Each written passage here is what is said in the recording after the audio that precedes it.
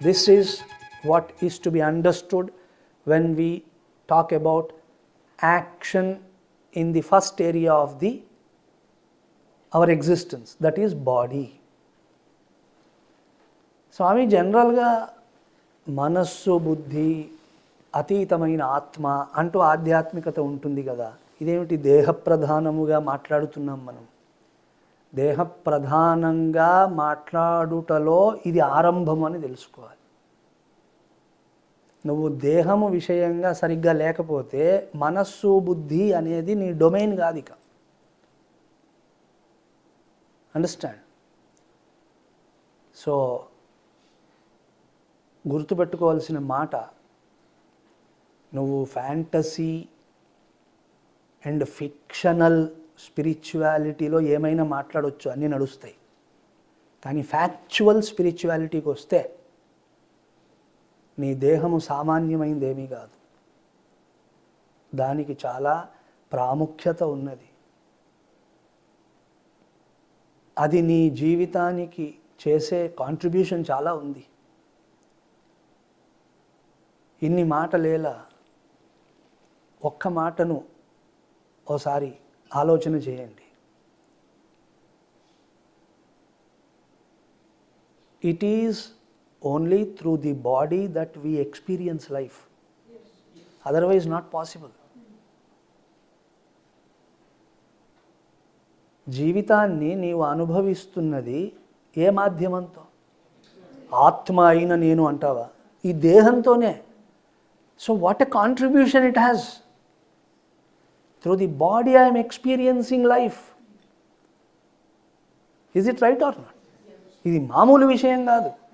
దేహాన్ని ఎట్లా చూడాలో నేర్చుకోవాలి మొదలు. ఇది భోగ సాధనముగా చూడకూడదు. కేవలం భోగాలను అనుభవించేందుకు ఉన్న ఒక సాధనము, భోగము మాత్రమే విషయముగా కలిగినదని చూడకు. అట్లా చూస్తే తప్పుడు అభిప్రాయాలు వస్తాయి.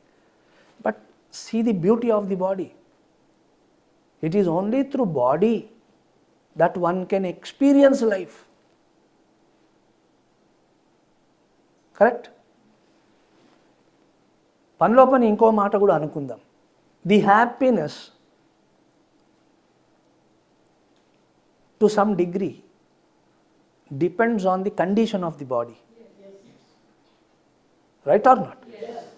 మీరు బ్రహ్మానందం అంటే నేను చెప్పలేను, కానీ సింపుల్గా మనమున్న పరిస్థితిలో మాట్లాడుకుంటే మనం అనే శాంతి, ఆనందము ఎక్సెట్రా ఏదో ఒక ఉబలాటం ఉంటుంది కదా, అది ఆ ఆనందము, సుఖము, సంతోషము దేహము యొక్క స్థితి మీద కొంత ఆధారపడి ఉంది.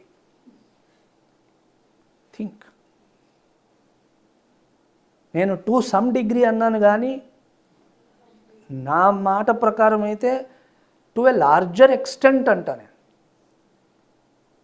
మన దేహం కనుక చక్కగా ఉంటే అప్పుడు ఆనందాభివ్యక్తి ఎలా ఉంటుంది? Yes or no? నేను మాట్లాడుతుంది ఫ్యాక్టేనా? ఫిక్షన్ కాదుగా. అంటే దేహం విషయంగా నువ్వు మొదట చాలా సాధన చేయాలి. దేహమును అలా యోగ్యమైన కండిషన్లో ఉంచాలి. అలాగే దేహమును, జీవితమును అనుభవించుటకు మహత్తరమైన మాధ్యమముగా దర్శిస్తూ మరింతగా అట్టి సామర్థ్యముతో దేహము ప్రకాశించేలా నువ్వు పెట్టుకోవాలి. ఆసనాదుల యొక్క ప్రస్తావన ఆధ్యాత్మిక సాధనలో అందుకొచ్చింది. అంతేగాని ఆసనాలు వేస్తూ పోతే మోక్షం వస్తుందని కాదు. నువ్వు ఏ ఆసనం వేసినా నీకు మోక్షం రాదు, ఏ ప్రాణాయామము చేసినా నీకు మోక్షం రాదు. కానీ అవన్నీ కావాలన్నారు. ఎందుకు? Because here is your beginning. Make body most beautiful medium, able medium, so that you can experience life. Keep the body in such a condition that your experience of happiness must be of a different level. అందుకోసం ఈ సాధనలు చేయన్నారు. కానీ మరి వాటిని ఆధ్యాత్మికమని ఎందుకన్నారు? ఇలా దేహము నుంచుట primary needs కోసం కాదు, ప్రోగ్రెసివ్ మట్టుకే పరిమితము కాదు, but for the quest. Moment you said quest, all has become spiritual. Correct? కాబట్టి నువ్వు ప్రాణాయామము చేస్తే స్పిరిచువల్, ఆసనం వేసావా స్పిరిచువల్.